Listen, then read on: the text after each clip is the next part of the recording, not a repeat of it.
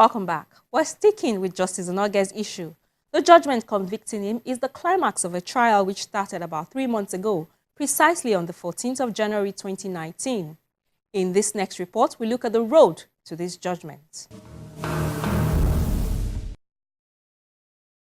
It started with a petition written by a civil society group called the Anti-Corruption and Research-Based Data Initiative.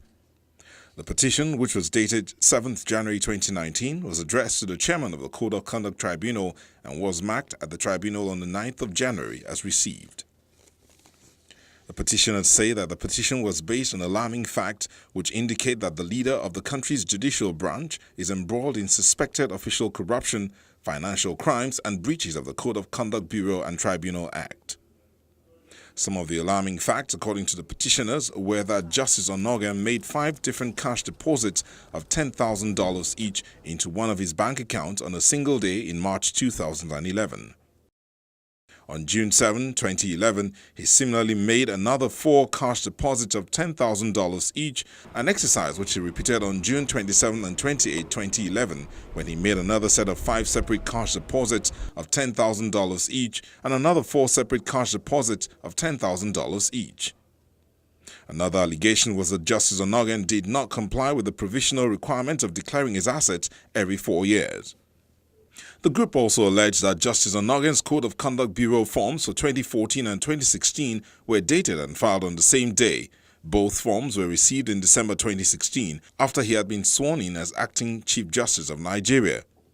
In the end, the petition alleged that his financial transactions were not justifiable by his lawful remuneration at all material times.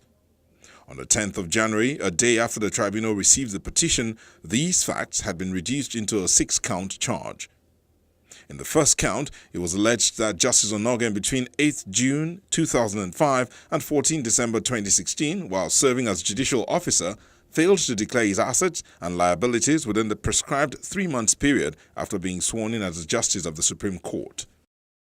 Count 2, 3 and 4 specifically alleged that he omitted to declare his dollar, euro and pound sterling accounts, all in contravention of the Code of Conduct Bureau and Tribunal Act. And in a move never before seen in the history of Nigeria, the arraignment of the Chief Justice of Nigeria was fixed for Monday the 14th of January 2019.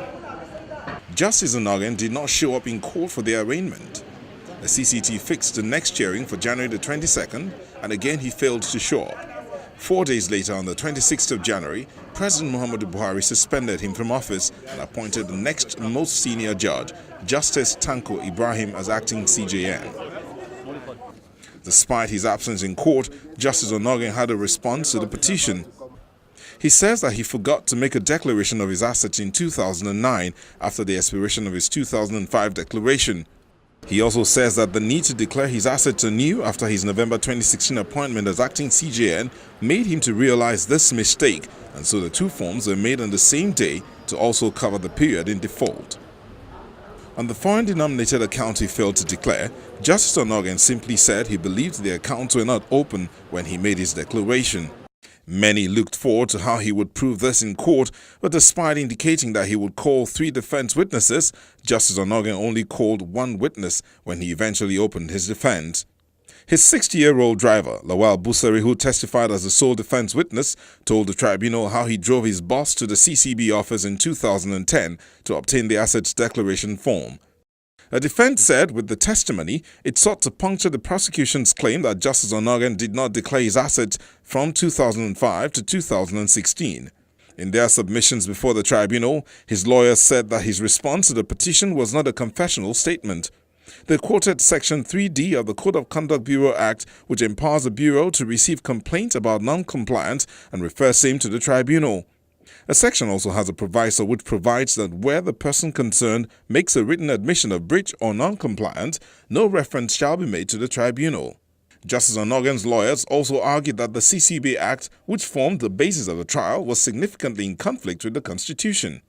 They then went on to rely on Section 153 and 158 sub 1, which empowers the National Judicial Council to be solely responsible for the discipline of judges. They cited a judgment of the Court of Appeal Lagos, which held in the trial of another judge, Justice Nganjiwa, that the disciplinary decision of the NJC was a condition precedent for moving against a judicial officer. Justice Onnoghens' lawyers concluded that the tribunal lacks the jurisdiction to proceed with the matter. Their contention is that we have not proved our case. Our own contention is that we have proved our case beyond reasonable doubt, and it's for the tribunal to now make a decision. The judgment convicting Justice Onnoghens is clearly not the end of the matter. It was premeditated. Yes. Judgment had been passed before today. Justice Onnoghens has already filed his notice of appeal, and this is one case that will no doubt go all the way to the Supreme Court.